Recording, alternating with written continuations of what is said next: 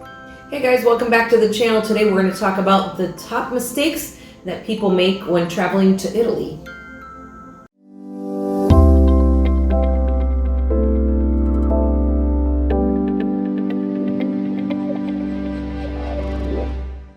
Okay, so we've spent some time in and around many cities and regions in Italy. What are some of the top mistakes that we've made or we've seen made in Italy? Well, most people that go to Italy, they are going to be traveling by train because they're going to try to hit 4 to 5 cities, if you're like most people. And a big mistake people make is overpaying for train tickets and trying to get everything booked out, some kind of broker in the States before they get there. And you can buy your tickets for most trains in Italy, just a few weeks before you get there, or a few weeks before the trip, and it's really cheap to do it right on the Train Italia website. Just go on there, book your own tickets, and you don't have to buy some big package or some 4-day pass or something like that. The tickets are generally like $15 to $20. Yeah, it's fairly inexpensive. So it's pretty cheap. Yeah.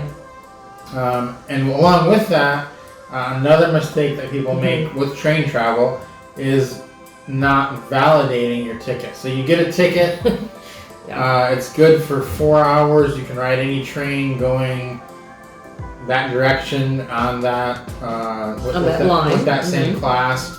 But you have to punch your ticket before you get on to show that it's been used. If you don't, it'll get checked and you'll get a pretty hefty fine. So if you've never ridden on the trains there, you get a ticket and just make sure it gets validated. Just look around. You'll see, if you don't know what you're looking for, you'll see the machines are usually mounted on the walls or on a pole. The big stations will have them on the platforms. The smaller stations will have them in the train state, like inside the actual station. So look around, you'll see people. If you look at the Italians, you'll see them validating. Just go there and then do exactly as they did. That's how we learned about it. So you'll see them doing it. You'll be able to find it. So the next one is something that most people tell you not to do, but we definitely recommend. Getting first class train tickets. They're not that much more, and they make your experience so much more enjoyable than the second class train. Now, in some trains, you may be fine in second class. In some trains, second class is a complete disaster. It's worse than a can of sardines. The problem is that you don't know which train is which before you get there. And once you get there, you can't fix it. So, especially if you're doing a trip like we were, where you're going from point to point and you're bringing your suitcases with you, you do not want to be caught on a second class train when there are 40 people standing in the aisle trying to get back and forth, trying to get to the food car or whatever they're trying to get to. I don't even know. The bathroom. The bathroom, it's a mess. It's a disaster if you're trying to do that. So I'll paint a little scene for you. We were getting on a train. We had our suitcases. It had been raining. We walked from Lucca to the Lucca train station in a downpour. Trying to get on a train there. Now, some places there's only second class. This was one of those occasions. And so we just had the second class ticket. There was no first class train. Train pulls up. We'd ridden this train before, a couple days earlier, and there was nobody on it. Thought we'll be fine. Train pulls up. It's completely full of people. And the station was full of people trying to get on the train. Well, the problem was that several of the people that were already on the train decided that they wanted to use that station as a place to get off and try to smoke. And they weren't going to leave the train to smoke because they didn't want to have to try to get back on. So about 4 young teenage guys, decided to just clog the door and stand there and smoke while about 50 people wanted to get on the train, and it was complete bedlam. It was crazy. We finally got on the train and had to go several cars down to do it because a A lot of the doorways were packed. Or blocked, yeah. So then trying to find a place where you can sit with your luggage is really bad. Because you want to be able to keep your eye on your bags. You don't just want to leave them in one cart and then go sit in another. You have to stay close to your bags because you just don't know who's on the train. So long story short on that, it is worth the extra $15 to book the first class ticket, and then you have a reserved seat, reserved place for your luggage. Yes. It's just not worth fighting it. So don't recommend not getting first class train tickets, even though most people will tell you it's not worth the money. Second part about that is you're going to be traveling with a different type of person in first class than you are in second class, and you're not going to have people as often playing headphones, traveling with, we saw people traveling with enormous dogs that were bigger than us, just letting them go on the train and walking up and down the aisle, and I'm like, your dog is loose. That stuff doesn't happen in first class, but it does happen in second class. So the next one after that would be in Italy, not figuring out where to use the bathroom in a big city. That may sound a little weird, but it is not easy to find a bathroom sometimes. So you either got to find a public one that you're going to have to pay for, or you're going to have to use a bathroom in a restaurant that you've gone and eaten at. So make sure that if everyone has to go to the bathroom, find a place, make it your meal time. You pay, you eat, and then you'll be able to use the bathroom there. But you don't want to, if you're in a group, be using the bathroom one by one in 4 different places. It's going to be huge. It's a group effort here. And the thing is you're almost always going to pay to go to the bathroom unless you're using the bathroom at an establishment where you're patronizing. So if the public bathrooms are generally going to be more expensive to go, so it'll be around, it could be as much as €3, which is a lot to pay to go to the bathroom. I mean, that's per person. Yeah, per person. That's a lot of money. Whereas if you're going to one, and the other problem with the public bathrooms is that they charge you more, but they're also filthy. So that's also another thing to take into consideration. But if you're going to a bar or a restaurant restroom, that's going to be cleaner, and they only let their customers use the bathroom, and usually they control that with a key, so you're going to have to ask them for the key, so you can't just walk in and say, I'm here. They keep track of that, and if you can use a bathroom in one of these bars or restaurants, and they'll charge you for it, but it's going to be considerably less. So if it's not a meal time and you don't, and you're like, I have to go to the bathroom, then go to a restaurant or a bar or something like that, because they're going to charge you a lot less, and it's going to be a lot cleaner than using the public restroom. Yeah. So another mistake people make is waiting in line for museums. It's a crazy way to waste your vacation, standing in lines. And there's so many museums and things to see in the different cities that you're in Italy. What are some ways around that? So if you just show up on the day that you want to go to the museum and just walk up to the museum, you're going to be waiting online. You'll probably be waiting an hour or two at least, maybe 3, depending on what you're trying to get into.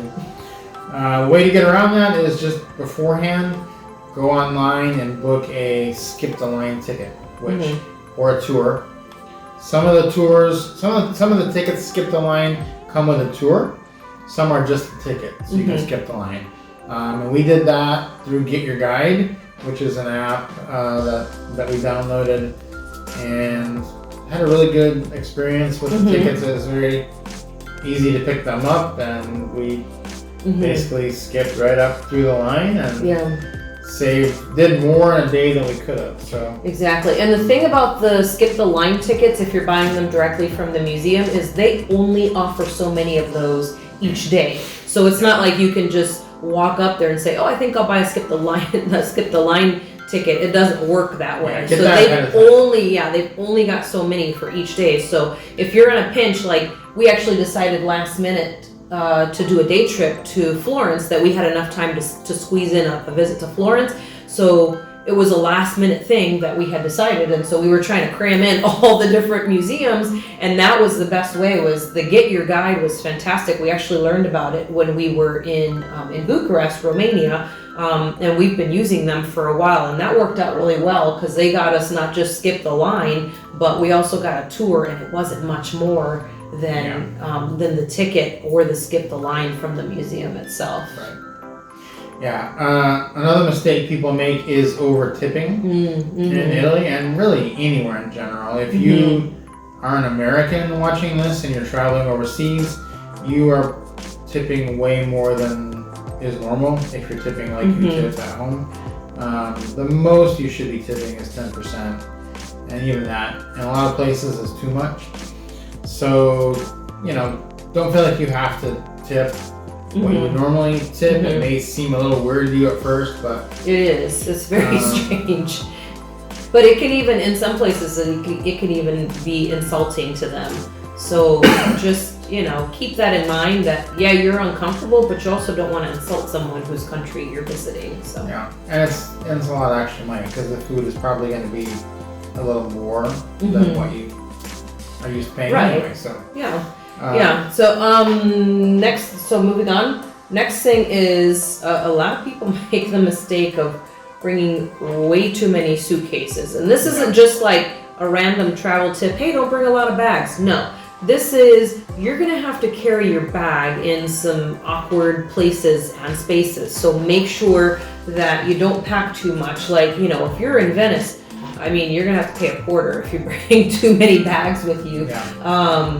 You're gonna probably want to do that anyways, but like in one place, where were we? In Lucca, we had a real awkward staircase. I was like, oh my gosh, I'm glad that this is all we have for our bags. If we had a lot more, everywhere really. If you go to Cinque Terre, there's no way you're not going to be going up hills. That's true. Cobblestones, Lucca, anywhere in that area is going to be filled with just there aren't like elevators to use in these places. Correct, yes. Venice, the bridges, you can't roll a bag up the bridge, there's steps. There's steps. So you have to carry them up or kind of, Then you're going to be on a lot of trains, a lot of buses, and we've already mentioned the problem with the trains and the bags. So whatever you do, bring as few bags as possible and make sure they're light enough that you can pick them up if you have to.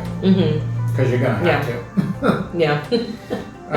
Another mistake to avoid is talking to people on the street who are pretending to be doing a survey. You'll see this a lot. It's one of the biggest scams there, is they'll say, hey, we're taking a survey to help the children. Huh? How is the survey helping children? I don't know. They're just trying to get you to stop, and then they're going to try to pick your pocket while you're taking the survey. So if there's a group of 2 or 3 people with clipboards, just keep walking. They will engage you and try to get you to stop and talk to them. Do not stop and talk to them. Yeah. They're not. You're not being rude. As You're crazy just being as it safe and is, smart. Their survey is not saving the children. The survey's doing nothing. Whatever it is they're saving. One day we were in some of these places longer than normal, so they would change their pitches and be like, "We're saving the animals." Well, yesterday you were saving children. So you just don't talk to them. They're up to no good, and it's just kind of funny. But people you'll see people talking to them, and they're just a mark to get stuff stolen. Yeah. Which just goes to the last mistake people make. It's just not being aware. It's pretty safe in Italy, but the main thing you gotta watch out for is pickpockets. They are everywhere in the tourist areas, and take precaution ahead of time to figure out how you're going to safeguard your valuables, your phone, your wallet, your money, because there will be people that try to get it, and they're pretty good at it, and you're probably not that good at defending it. So take the precaution ahead of time, and then you won't have a problem with that. Yeah, so hopefully these were very helpful to you for your trip to Italy. If you've got any comments or you've had any of these, or if you have other mistakes maybe that you've made or seen in Italy, leave those in the comments below for us. And if you enjoy this video, make sure that you like it, subscribe to the channel if you haven't already, and you're always free to share this video. You can pin it on your Pinterest board or anything like that. and we hope to see you on our next video.